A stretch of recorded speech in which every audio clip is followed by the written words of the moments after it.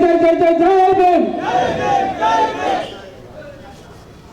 ವೇದಿಕೆ ಮೇಲೆ ಇರ್ತಕ್ಕಂಥ ಎಲ್ಲ ಗಣ್ಯರಿಗೆ ನನ್ನ ನಮಸ್ಕಾರಗಳನ್ನು ತಿಳಿಸ್ತಾ, ಹಾಗೆ ಈ ಕಾರ್ಯಕ್ರಮಕ್ಕೆ ಬಂದಿರತಕ್ಕಂಥ ಮುಂಭಾಗದಲ್ಲಿ ಈ ದಿನ ನನಗೆ ತುಂಬ ಸಂತೋಷ ಆಗ್ತಿದೆ. ಬಹಳ ಅಪರೂಪಕ್ಕೆ ನನ್ನ ಅಕ್ಕಂದಿರು ತಾಯಂದಿರೆಲ್ಲ ಬಂದಿದ್ದಾರೆ. ಹೆಣ್ಮಕ್ಳು ಇವತ್ತು ಮನೆಯಿಂದ ಆಚೆ ಬಂದಿದ್ದಾರೆ. ಇನ್ನು ಮುಂದೆ ಕಮಲಾನಗರದಲ್ಲಿ ಒಂದು ದೊಡ್ಡ ಒಂದು ಆಂದೋಲನ ಶುರುವಾಗುತ್ತೆ ಅಂತ ನಾನು ತಿಳ್ಕೊಳ್ತೀನಿ. ಯಾಕೆಂದರೆ ಇಷ್ಟು ದಿವಸ ಮಹಿಳೆಯರು ಬರ್ತಾನೆ ಇರಲಿಲ್ಲ ಮನೆಯಿಂದ ಆಚೆ ಬಾಬಾ ಸಾಹೇಬ್ ಕಾರ್ಯಕ್ರಮಕ್ಕೆ. ತುಂಬ ಸಂತೋಷ ಆಗ್ತಾ ಇದೆ. ಆತ್ಮೀಯ ಬಂಧುಗಳೇ, ತಮ್ಮೆಲ್ಲರಿಗೂ ಕೂಡ ಬಾಬಾ ಸಾಹೇಬ್ ಅಂಬೇಡ್ಕರ್ ಅವರ ನಮಸ್ಕಾರಗಳನ್ನು ತಿಳಿಸ್ತಾ ಈ ಕಾರ್ಯಕ್ರಮದಲ್ಲಿ ಮಾತಾಡೋಕ್ಕೆ ಶುರು ಮಾಡ್ತೇವೆ. ಬಂಧುಗಳೇ, ಭೀಮಾ ಕೊರೆಗಾಂವ್ ಈ ದಿನ ವಿಜಯೋತ್ಸವವನ್ನು ಆಚರಿಸ್ತಾ ಇದ್ದೀವಿ. ಕಾರಣ, ಮಹಾರಾಷ್ಟ್ರದಲ್ಲಿ ಪೇಶ್ವೆಗಳ ಆಡಳಿತ ಇತ್ತು. ಎರಡನೇ ಬಾಜಿರಾಯ್ ಅಂತ ಮಹಾರಾಜ ಇದ್ದ. ಅವರ ಕಾಲದಲ್ಲಿ ಅಸ್ಪೃಶ್ಯತೆಯನ್ನ ತುಂಬಾ ಹೀನಾಯವಾಗಿ ಆಚರಣೆ ಮಾಡ್ತಾ ಇದ್ರು. ಅದರ ವಿರುದ್ಧ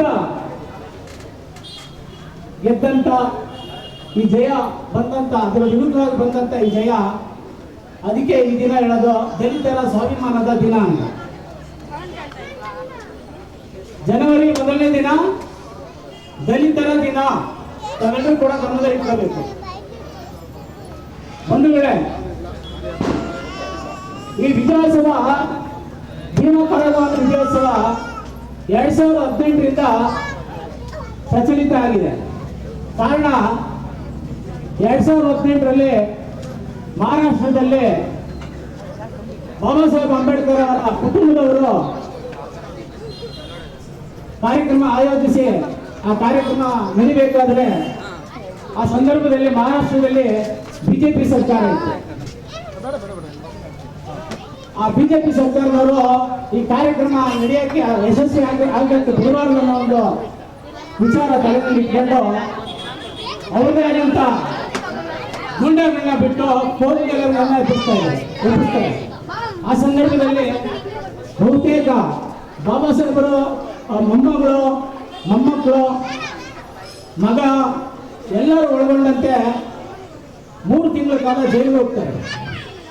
ಇನ್ನು ಕೆಲವರು ಜೈಲಲ್ಲೇ ಇದ್ದಾರೆ, ಕೆಲವರು ಬಂದಿದ್ದಾರೆ. ಹಾಗಾಗಿ ಅವತ್ತಿಂದ ನಮಗೆ ನಮ್ಮ ಅರಿವಿಗೆ ಬಂದು ಇವತ್ತು ಈ ಒಂದು ಕಾರ್ಯಕ್ರಮ ಅವತ್ತಿಂದ ನಾವು ಮಾಡ್ಕೊಂಡು ಬರ್ತಾ ಇದ್ದೀವಿ. ಮೇಡಮ್ ಅವರು ಹೇಳಿದ್ರು, ವಾಣಿ ಮೇಡಮ್ ಅವರು, ಏನಕ್ಕೆ ಯುದ್ಧ ಆಯಿತು ಅನ್ನೋದಕ್ಕೆ ಆ ಮಹಾರಾಷ್ಟ್ರದಲ್ಲಿ ಕೂಡ ಅದು ಗೊತ್ತಾಗೋ ಥರ ಮಾಡಿದ್ದು ಬಾಬಾ ಸಾಹೇಬ್ ಅಂಬೇಡ್ಕರ್ ಅವರು. 1950ರಲ್ಲಿ ಲಂಡನ್ನಲ್ಲಿ ಓದಬೇಕಾದ್ರೆ ಲೈಬ್ರರಿಯಲ್ಲಿ ಆ ಲೇಖನ ಸಿಗುತ್ತೆ ಒಂದು ಬುಕ್ಕಲ್ಲಿ. ಮಹಾರಾಷ್ಟ್ರದಲ್ಲಿ ಈ ರೀತಿ ಒಂದು ಆಗಿದೆ, ಒಂದು ಘಟನೆ ಆಗಿದೆ ಅಂತ. ಅದನ್ನ ಓದಿ ಆದಮೇಲೆ ಬಂದು ಆ ಸ್ಥಳವನ್ನ ಪರಿಶೀಲನೆ ಮಾಡಿ, ಹೌದು ಇಲ್ಲಿ ನಡೆದಿರೋದ್ರಿಂದ ಯುದ್ಧ ಅಂದ್ಬಿಟ್ಟು ಅವತ್ತು ಬಾಬಾ ಸಾಹೇಬರು ಶುರು ಮಾಡಿದ್ದು. 1950 ಜನವರಿ 1ನೇ ದಿನ ಬಾಬಾ ಸಾಹೇಬ್ ಅಂಬೇಡ್ಕರ್ ಭೀಮಾ ಕೊರೆಗಾಂವ್ ಒಂದು ದಿನಾಚರಣೆ ಆಚರಣೆ ಮಾಡ್ತಾರೆ. ಅವತ್ತಿನಿಂದ ಮಾಡ್ಕೊಂಡು ಬರ್ತಾ ಇದ್ದಾರೆ. ಆದರೆ 2018ರಿಂದ ತುಂಬಾ ಪ್ರಚಲಿತವಾಗಿದೆ. ಹಾಗಾಗಿ ಬಂಧುಗಳೇ, ವಾಣಿ ಮೇಡಮ್ ಅವರೆಲ್ಲ ಹೇಳಿದ್ದಾರೆ, ಎಷ್ಟು ಹೀನಾಯವಾಗಿ ನಮ್ಮ ದಲಿತರನ್ನು ನಡೆಸ್ಕೊತಾ ಇದ್ರು ಮಹಾರಾಷ್ಟ್ರದ ಒಂದು ಪೇಶ್ವೆಗಳು ಅನ್ನೋದನ್ನ ತಿಳಿಸಿ ಹೇಳಿದ್ದಾರೆ. ಇನ್ನು ತುಂಬ ಜನ ಮಾತಾಡೋರು ಇದ್ದಾರೆ. ಹಾಗಾಗಿ ನನ್ನ ಮಾತನ್ನು ಮುಗಿಸ್ತಾ